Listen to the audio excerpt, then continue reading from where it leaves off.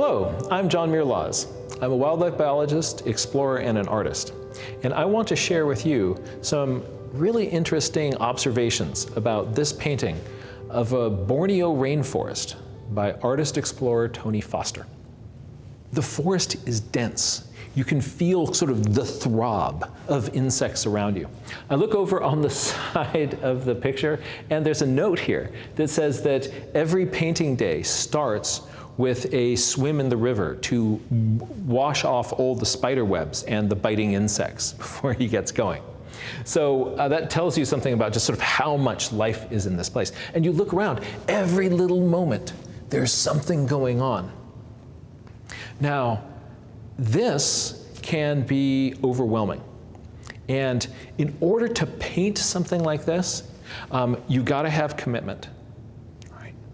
But you've also got to really love the process.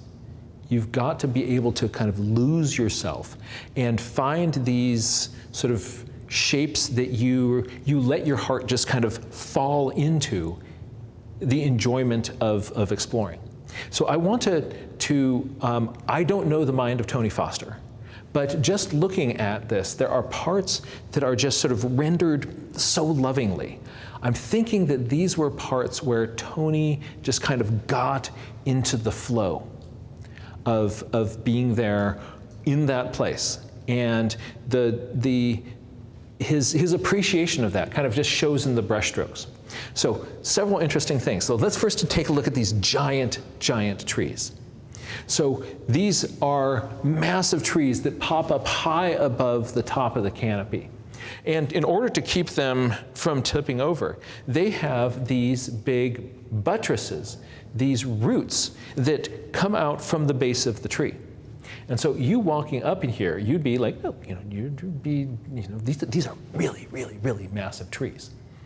But let's first just look at the kind of the joy of drawing something like that. So you have these things, they're coming out, they're forking, and they're skinny. So there are these very strange forms.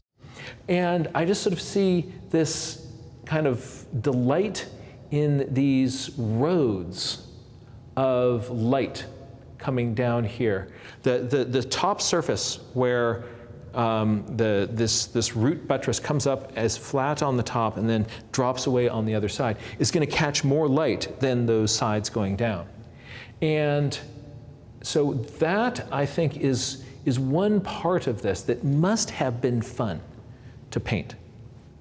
If you look at it really carefully, you'll see that he's also just sort of showing that it comes up and then there's this flat top and it drops away on the other side. And one way of indicating that is just you can see the brushstrokes coming up, and then on that surface, that flat top, with just a few little horizontal lines painted across it, and then you drop down. That looks to me like one of the places where Tony must have just been getting lost in this adventure. Another is the vines. These wonderful, strange, tangled vines that weave through this entire painting, connecting this side up into this side here. And so as you're painting these, so they've got a really neat spiral on them, but that spiral also helps show the direction that the vine is turning. See, without those little spirals on them, it would just feel like this flat snaking line. But because we have those dark lines that wrap around them, we can get the sense of here this thing is coming up, and you can feel how it moves around in three-dimensional space throughout the entire painting. You get this sense, if this were just a vine going up without those kind of candy cane stripes on it, you wouldn't get the sense of which direction that was turning. So something that he gets to do is to carve these in space. And those also just sort of bring a whole extra dimension and a thread that ties the picture together. This is a really interesting part over here as this, I guess, comes down, and look at what happens here. I mean, wouldn't that be an interesting to study and explore? A final little piece of this is that in order to paint something like this, you've got to fall in love with drawing leaves. Because if you're not going to love it, you're in the wrong business. This is a lot of leaves. This is a lot of leaves. And if you just sort of stop for a minute, pull out a piece of paper, and what I want you to do is, without looking at a leaf, just draw a leaf on a piece of paper. Give you a moment. You can pause it and come back to us once you've drawn your leaf. I'm now assuming you've got your leaf. And what I'm suspecting most of us have is something with a stem that goes through the middle, and then we kind of come out to the sides, and then another point at the top, maybe a few little veins coming off the sides. And we've drawn it in this position. But Tony's leaves here, these long leaves in the tropical rainforest, they're not doing this. Some are pointing towards you. Many are curved, where you're seeing part of it as part of the underside, part of the other side. So these are coming up, going away from us. These ones here flipping towards us. We're seeing all sides of these. They have a little V on the top. Each one of these little leaves is its own separate little observation. He's not on autopilot, just kind of going leaf, leaf, leaf, leaf, leaf, leaf, leaf, leaf, leaf, leaf, leaf, leaf. These are individual observations of leaves. Within each one, there are little subtleties, the little central vein, where it's catching light, where it is kind of growing into shadow.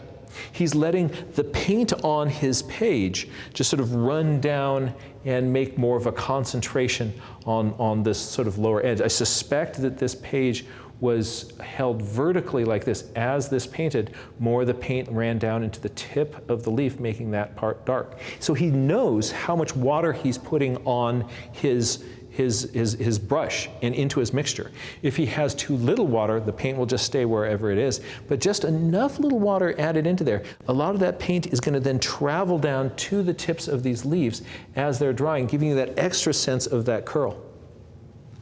So as he's doing this, he's coming up with specific techniques for showing these things in this place. A final thing to notice here in these leaves is just notice how much white space he's left. With watercolor, you're not coming by at the end and adding in white paint. If there's something that you want to be white, you're leaving that white space. So that could be the vein in a leaf. That also could be the part of a leaf that is catching sunshine. So if you want this to feel just filled with light, where you can feel the sunlight kind of filtering down through it. As you're doing this, you can't just paint the leaf green. You have to be intentionally leaving places for that sunlight to fall. All right, so look at all those little places where the sunlight, so a sunbeam got into here, a sunbeam got into there. It's a bold move to leave a leaf like that, right? Fully catching the sun. Right? But look at how effective that is. All those little pieces of light give you allow the sunlight into this painting. So these strategies together give us the painting that's before us. But behind those strategies must have been just a delight and an appreciation for these little aspects of the natural world, the curve of the leaf, the flow and the branching of the buttress, the twisting of the vine. Without that love, your painting is going to fall flat. But if you, the artist, connect with this place, that's also going to come through in the paintings. I think that's one of the things that makes Tony's work so evocative and effective.